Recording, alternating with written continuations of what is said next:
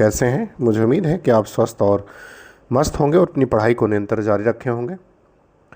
यदि आप UP, TGT, NET, BPSC, JRC, GDC, KBS, NBS इन परीक्षाओं की तैयारी कर रहे हैं तो यह क्लास आपके लिए बहुत महत्वपूर्ण है। यदि आप चैनल पर पहली बार हैं तो आप चैनल को सब्सक्राइब कर लें। यदि आपने सब्सक्राइब किया है तो आप वीडियो को लाइक ज़रूर करें। तो चलिए शुरू करते हैं आज की क्लास। पहला सवाल देखते हैं क्या कह रहा है। पहला सवाल कह रहा है कि उदंत मार्तंड की प्रकाशन तिथि क्या है। ए कह रहा है 30 मार्च 1926, बी कह रहा है 30 मई 1926, सी कह रहा है 30 जून 1926 और डी कह रहा है 30 जुलाई 1926। तो आपको उदंत मार्तंड की प्रकाशन तिथि बतानी है। तो इसका प्रकाशन तिथि जो है वो 30 मई 1926 है। विकल्प बी उत्तर इसका सही होगा। दूसरे सवाल पर आते हैं। कह रहा है कि प्रेमचंद का अपूर्ण उपन्यास कौन सा है। ए ईरावती, बी मंगलसूत्र, सी प्रेमा और डी देहाती दुनिया। तो आपको बताना कि प्रेमचंद का अपूर्ण उपन्यास कौन है। तो मंगलसूत्र है। विकल्प बी उत्तर इसका सही होगा। तीसरा सवाल देखते हैं। कह रहे हैं कि जाके ईद बकरीद नित गठरी बद करें मानिए सीप शहीद पीरा पंक्ति के लेखक कौन है।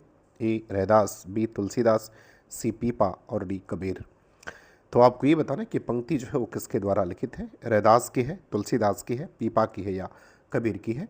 तो ये पंक्ति जो है वो पीपा की है। विकल्प सी उत्तर इसका सही हो जाएगा। बात करते हैं सवाल नंबर चौथे की। करके राजा लक्ष्मण सिंह कौन सा अखबार निकालते थे। आपको ये बताना है। ए ब्राह्मण, बी प्रजाहितैषी, सी हिंदी प्रदीप और डी कह रहा है कि आर्य दर्पण। तो राजा लक्ष्मण सिंह प्रजाहितैषी नामक अखबार निकालते थे और इसका प्रकाशन जो है वो आगरे से होता था। पांचवा सवाल कह रहा है कि कृति पताका की कथा किस राजा के जीवन पर आधारित है। ए कीर्ति सिंह, बी शिव सिंह, सी जय सिंह और डी वीर सिंह। तो आपको ये बताना कि कृति पता की कथा जो है वो किस राजा के जीवन पर आधारित है। तो ये राजा शिव सिंह के जीवन पर आधारित है। इनकी वीरता का जिक्र जो है इसमें विद्यापति ने किया है। सवाल नंबर छठवां कह रहा है कि देवता की मनौती किसकी कहानी है। देवता की मनौती किसकी कहानी है। मनौती तक है ये। देवता की मनौती किसकी कहानी है आपको ये बताना है। ए हजारी प्रसाद द्विवेदी, बी हृदय, सी सेरा यात्री और डी संजीव। तो आपको ये बताना है कि देवता की मनौती ये किसके द्वारा लिखी गई कहानी है। तो देवता की मनौती जो है वो हजारी प्रसाद द्विवेदी के द्वारा लिखी गई कहानी है। विकल्प ए उत्तर इसका सही होगा। सातवें सवाल पर आते हैं। सातवें सवाल में कह रहे हैं कि रहीम के बारे में कौन सा कथन सही नहीं है, कौन सा तथ्य जो है वो सही नहीं है, ये बताना है। एक करके इन्हें खान खाना की पदवी मिली थी, बी बरवे रामायण इनकी रचना है, सी ये रिश्ते में अकबर के भाई थे और डी इन्होंने नीति और उपदेश परक दोहे लिखे हैं। तो आपको ये बताना है कि रहीम के बारे में कौन सा कथन सही नहीं है। तो विकल्प बी सही नहीं है। बरवे रामायण इनकी रचना नहीं है बल्कि रचना जो है गोस्वामी तुलसीदास के द्वारा लिखित है। सातवें सवाल पर आते हैं। कह रहे कि इनमें से किस पदबंध का प्रयोग वह मुक्तिबोध ने किया है। तो मुक्तिबोध के द्वारा जो इसमें पदबंध प्रयोग किया गया है उसके बारे में आपको बताना है। ए करे राहों का अन्वेषण, बी विरोधों का सामंजस्य, सी ज्ञानात्मक संवेदन संवेदनात्मक ज्ञान और डी लघुमानव। तो आपको बताना कौन सा पदबंध मुक्तिबोध का है। तो वो मुक्तिबोध का पदबंध विकल्प सी होगा। ये मुक्तिबोध के द्वारा बताया गया पदबंध है। राहों का अन्वेषण अज्ञेय का है, विरुद्धों का सामंजस्य शुक्ल जी का है और लघुमानव जो है ये विजय देवनारायण शाही का पदबंध है।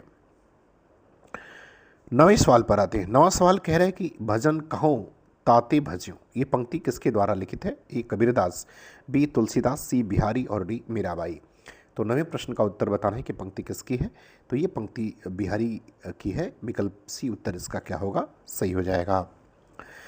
दसवें सवाल पर आते हैं। दसवें सवाल में कह रहे कि रामानंद के शिष्य नहीं है, कौन नहीं है। ए कह रहे तुलसी, बी नरहरिया, सी पीपादास और डी कह रहे कि सुरसुरानंद। तो आपको ये बताना कि रामानंद के शिष्य इसमें से कौन नहीं है। तो देखिए तुलसी रामानंद के शिष्य परंपरा में तो आते हैं लेकिन इनके शिष्य नहीं है, क्योंकि तुलसी के गुरु का नाम नरहरिया है और नरहरिया के गुरु का नाम रामानंद है। तो रामानंद की शिष्य परंपरा में आते हैं लेकिन रामानंद के शिष्य जो है ये नहीं है। तो विकल्प ए उत्तर इसका सही होगा।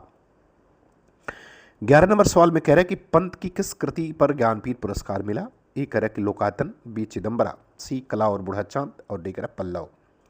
तो आपको था ना कि पंत की किस कृति पर ज्ञानपीठ मिला है। तो पंत की कृति चिदम्बरा पर जो है उन्हें ज्ञानपीठ मिला है और इसके लिए उन्हें जो है 1968 का जो है वर्ष का ज्ञानपीठ पुरस्कार उन्हें दिया गया।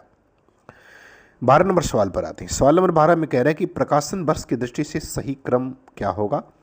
ए करें अजातशत्रु, चंद्रगुप्त, स्कंदगुप्त, धुरस्वामिनी। बी करें अजातशत्रु, स्कंदगुप्त, चंद्रगुप्त, धुरस्वामिनी। सी करें स्कंदगुप्त, चंद्रगुप्त, अजातशत्रु, धुरस्वामिनी। और डी करें धुरस्वामिनी, अजातशत्रु, स्कंदगुप्त और चंद्रगुप्त। तो आपको बताना है कि ये प्रसाद के सभी नाटक हैं, तो इसमें कौन सा क्रम सही होगा। तो 12 का अगर हम उत्तर देखें तो इसका विकल्प बी जो है वो क्रम के अनुसार सही है, क्योंकि अजातशत्रु का प्रकाशन 1922 में, स्कंदगुप्त का 28 में, चंद्रगुप्त का 31 में और धुरस्वामिनी का प्रकाशन 1933 में है। तो विकल्प बी सही हो जाएगा। 13 नंबर सवाल पर आते हैं। 13 नंबर सवाल में कह रहे कि उर्मिला किस कहानी की पात्र है। एक आकाशदीप, बी ज्ञानदीप दान, सी इंद्रजाल और डी करें प्रायशुक। तो आपको ये बताने कि उर्मिला किस कहानी की पात्र है। आकाशदीप की है, ज्ञानदान का है, इंद्रजाल की है, प्रायशुक का है। तो ये पात्र जो है ये प्रायशुक कहानी के पात्र है। उर्मिला और शेठी इसके पात्र हैं। आप कमेंट करके जरूर बताइएगा कि प्रायशुक कहानी किसके द्वारा लिखित है। 14 नंबर सवाल में कह रहे हैं कि यह वह विश्वास नहीं जो अपनी लघुता में कांपा। पंक्ति किसकी है। ए नागार्जुन, बी महादेव वर्मा, सी अग्नि और डी निराला। तो 14वें प्रश्न का उत्तर बताना है कि पंक्ति किसकी है। तो ये पंक्ति अग्नि की है, विकल्प सी उत्तर सही होगा। और उनकी कविता है यह दीप अकेला, उससे जो है वो ली गई है। अगले सवाल पर आते हैं। कह रहे कि गबन कहानी का पात्र नहीं है। आपको बताना कि कौन सा पात्र इसमें से वो गबन कहानी का नहीं है। ए जलपा, बी रामेश्वरी, सी दयानाथ और डी अमरनाथ। तो आपको बताना कि कौन सा पात्र जो है वो गबन कहानी से संबंधित नहीं है। तो वो अमरनाथ जो है इस कहानी से संबंधित नहीं है, जबकि जलपा, रामेश्वरी और दयानाथ ये तीनों गबन के पात्र हैं। और गबन कहानी मुंशी प्रेमचंद के द्वारा लिखित है। 16 नंबर सवाल पर आते हैं। कह रहे कि सत्य ही सहज सुंदर अभिव्यक्ति प्रभावपूर्ण होती है। सत्य की सहज सुंदर अभिव्यक्ति प्रभावपूर्ण होती है, यह कथन किस रचना से संबंधित है। ए अनामदास का पोथा, बी सूरज का 7वां घोड़ा, सी शेखर एक जीवनी और डी नदी के द्वीप। तो आपको बताना है कि पंक्ति जो है वो किस रचना से संबंधित है। तो ये पंक्ति अनामदास की पोथा से संबंधित है, विकल्प ए सही होगा। और ये कृति जो है वो हजारी प्रसाद द्विवेदी के द्वारा लिखा गया उपन्यास है। सूरज का 7वां घोड़ा ये धर्मवीर भारती का उपन्यास है। शेखर एक जीवनी और नदी के द्वीप ये दोनों अग्नि की रचनाएं हैं। 17 नंबर सवाल में कह रहे हैं कि कविता को छंदोबद्ध अनुकृति किसने कहा है। आपको बताना कि कविता को छंदोबद्ध अनुकृति जो है वो किसने कहा है। ए अरस्तु, बी प्लेटो, सी कॉलरिज और डी बूचर ने। तो 17वें प्रश्न में बताना है कि कविता को छंदोबद्ध अनुकृति किसने कहा। तो ये बात अरस्तु ने कही है, विकल्प ए उत्तर इसका जो है 17 का सही हो जाएगा। बात करते हैं सवाल नंबर 18 की। 18 में करें कि शबन के ऊपर ही ठाढ़ो रहीबे को जोग किसके लिए कहा गया है। ए छत्रसाल, बी पृथ्वीराज, सी शिवाजी और डी जयसिंह। तो 18वें प्रश्न का उत्तर देना है किसके लिए कहा गया है। तो ये शिवाजी के लिए कहा गया है और ये पंक्ति जो है वो भूषण ने कही है। 19 नंबर पर आते हैं। कह रहा है कि कुतुबन किसके शिष्य थे। ए कह रहे शेख बुरहान, बी हुसैन शाह, सी मंझन और डी जयसी। तो आपको पता है कुतुबन किसके शिष्य थे। तो ये शेख बुरहान के शिष्य थे। शेख बुरहान को शेख बड़न भी कहा जाता है, तो इनका एक नाम शेख बड़न भी है। शेख बड़न या शेख बुरहान, विकल्प ए उत्तर इसका सही होगा। 20वें प्रश्न पर आते हैं। कह रहे कि तमस के अंग्रेज कलेक्टर का नाम क्या था। तमस जो उपन्यास है उसमें जो अंग्रेज कलेक्टर था उसका क्या नाम था। तमस उपन्यास जो है एक भारत और पाकिस्तान के ऊपर लिखा गया उपन्यास है। जो भारत और पाकिस्तान का जो सांप्रदायिक दंगा हुआ था उसके ऊपर लिखा गया उपन्यास है और इसको भीष्म शाहनी के द्वारा लिखा गया उपन्यास है। तो आपको बताना कि इसमें अंग्रेज कलेक्टर कौन था। क्लाइव, ह्यूबर्ट, कर्जन और रिचर्ड्स।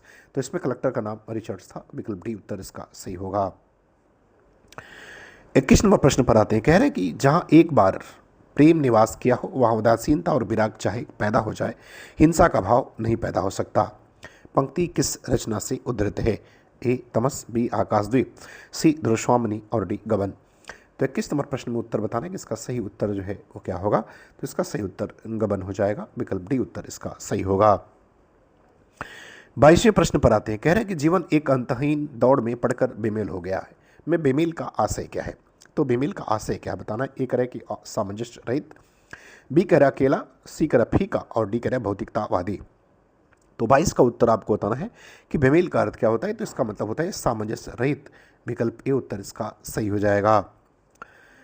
23वें प्रश्न पर आते हैं। क्या कह रहे हैं कि जिस गंभीर मधुर छाया में विश्व चित्रपट चल माया में किस कवि की पंक्ति है। ए निराला, बी पंत, सी प्रसाद और डी महादेवी वर्मा। तो 23वें का उत्तर बताना है कि पंक्ति किसकी है। तो ये पंक्ति प्रसाद के द्वारा रचित है, विकल्प सी उत्तर इसका सही होगा। 24 नंबर प्रश्न पर आते हैं, कहता है कि पृथ्वीराज दासों को सर्वथा अप्रमाणिक कौन मानता है। ये बताना है आपको। ए श्याम सुंदर दास, बी बुलर, सी सुनीति कुमार चटर्जी और डी करेंगे हजारी प्रसाद द्विवेदी। तो पृथ्वीराज को जो सर्वथा अप्रमाणिक मानते हैं, इसमें से विकल्प बी सही हो जाएगा, बुलर मानते हैं। बात करते हैं सवाल नंबर 25 की। सवाल नंबर 25 में कह रहे हैं कि असली शिक्षा स्कूल छोड़ने के बाद होती है और वही हमारे जीवन में काम भी आती है। पंक्ति किसकी है। ए विश्व साहनी, बी प्रसाद, सी यशपाल और डी प्रेमचंद। तो 25वें प्रश्न का उत्तर बताना है कि ये कथन जो है वो किसका है। तो ये कथन जो है वो प्रेमचंद का है, विकल्प डी उत्तर जो है वो सही हो जाएगा। और ये गोदान के संदर्भ में कहा गया है, गोदान से लिया गया है। 26 नंबर प्रश्न पर आते हैं, कह रहे हैं कि क्या स्त्री होना कोई पाप है। पंक्ति के लेखक का नाम क्या है। ए प्रेमचंद, बी रांगे राघव, सी यशपाल और डी जयशंकर प्रसाद। तो आपको ये बताना है कि क्या स्त्री होना कोई पाप है। तो इस पंक्ति को जयशंकर प्रसाद ने लिखा है अपनी कहानी आकाशदीप में। चलिए अगला सवाल, प्रतीक पत्रिका के संपादक कौन थे।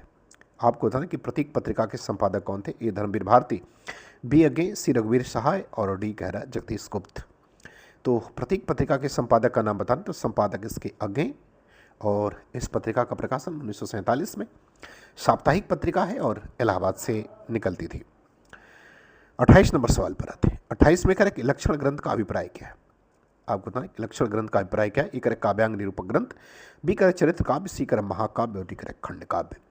तो लक्षण ग्रंथ से अभिप्राय क्या है। तो इसका मतलब होता है काव्यांग निरूपक ग्रंथ होता है, विकल्प ए उत्तर इसका सही होगा। 29 नंबर प्रश्न पर आते हैं। 29वें प्रश्न में कह रहे हैं कि किसने प्रश्न उठाया कि कौन कहता है कि कवि अनुकर्ता है, वह तो ईश्वर की तरह काव्य जगत का निर्माता है, स्वयं करता है। तो आपको पता है कि ये प्रश्न किसने उठाया था। ए बूचर, बी प्लेटो, सी अरस्तु और डी एलियट ने। तो ये प्रश्न जो है बूचर ने उठाया था, विकल्प ए उत्तर इसका सही होगा। सवाल नंबर 30 पर आते हैं, कह रहे कि संबंध कारक के विभक्ति चिन्ह क्या होते हैं। ये आपको बताना है। ए करे कि मैं पर, बी करे ने द्वारा से, सी करे हे अरे ओ और डी करे का के। तो संबंध कारक की विभक्ति कौन होती है, ये आपको बताना है। तो उसकी विभक्ति का के की होती है, विकल्प डी उत्तर इसका सही हो जाएगा। तो मुझे उम्मीद है कि वीडियो आपको पसंद आएगी। आपको अच्छा लगे तो आप चैनल को सब्सक्राइब जरूर करें। पूरा वीडियो देखने के लिए आपका बहुत बहुत धन्यवाद।